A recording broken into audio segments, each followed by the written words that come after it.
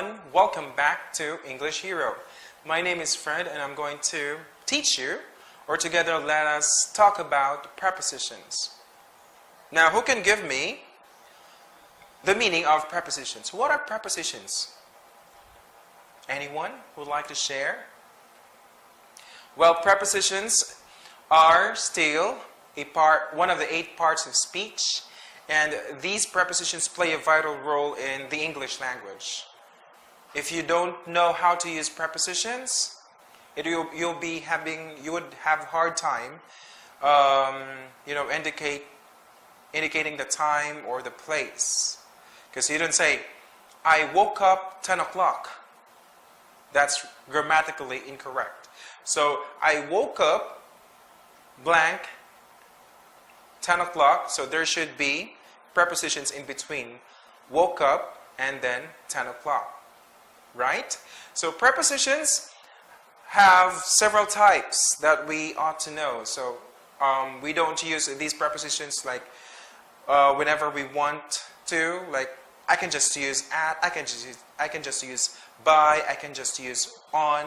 So these are there are actually guidelines or rules for us to follow when we use prepositions. For, like what I said, prepositions have several types. So we have prepositions of time, prepositions of place, and prepositions of movement. But in this video lesson, we're going to talk about prepositions of time specifically, and we will discuss at, in, on. Now, some people would interchange the use of at and on because we are confused sometimes. These words, although these are very common, but these, like I must admit, when I was in elementary, these words gave me headaches. Yes, because I didn't know when to use at, I didn't know when to use on, I didn't know when to use in. So we really have to pay attention to the guidelines. So I have written here some examples of when to use at, in, and on. Let's go directly to at. So when you use at, you have to, if you use at if you're referring to, precise, exact, and accurate time. Examples are, when you are referring to clock times, you use at 10 o'clock, at 11 o'clock. Okay, that's common. At noon, so you don't use in noon, you don't use on, it should be at. Okay, at noon, at day, at bedtime, at night. Okay, at midnight. Right. At sunrise. Okay, at sunset. At the moment. Okay, you don't say in that moment. So you say at that moment. Okay, at that moment I was really sad because my pet cat suddenly gone.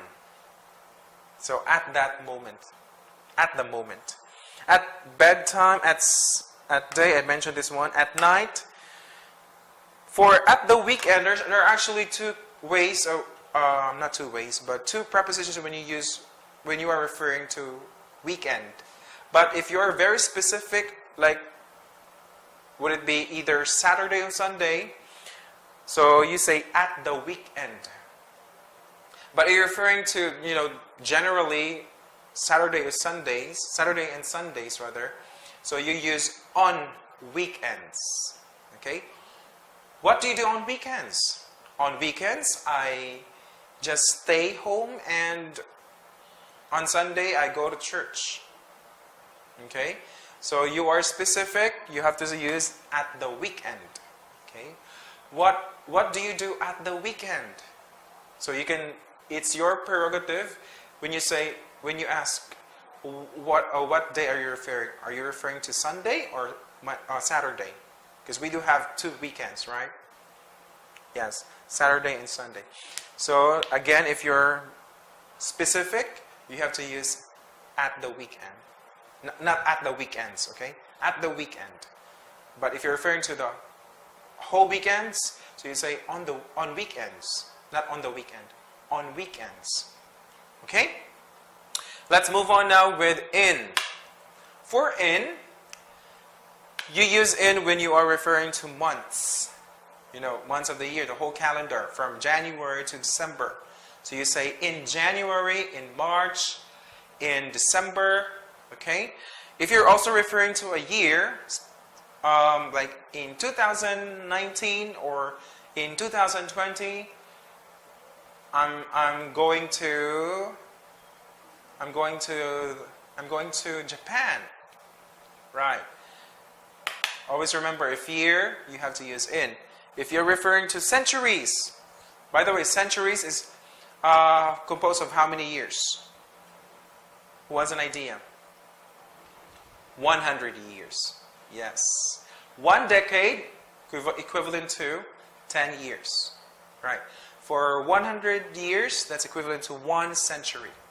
So you would say in 20th century, okay, in 19th century, in 30th century, okay, you use in.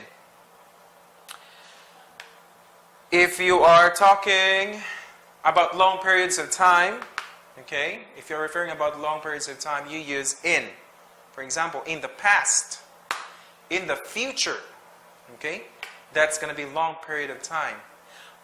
But for present, you don't say in the present, okay, that's an exception, because it does, for present, it doesn't, how can I say, indicate, or you won't know as to how long in the present, or at the present rather, is the time. Like there's no definite period of time, right? So when you say present, when you talk about present, you say at present or at the present. You don't say in the present, okay? So in the past, in the future, in early 90s, in early 1980s, okay, you use in. Okay, now let's move on with on. For on, if you are referring to days, the days of the week, from Sunday to Saturday, you use on. On Saturday, I'm going to wash my clothes. Okay? Now this time, for months here, you use in. But if there's already a figure or a number, or a specific date, you use on. So you say, on March 6th, I will give my friend a birthday present because that's his birthday. Okay? So you say, on March 6th. Next, on Christmas Day. So if you're talking about, specific dates, like Christmas Day, we all know, it's a general truth that Christmas Day falls on the 25th. Right? It's a holiday.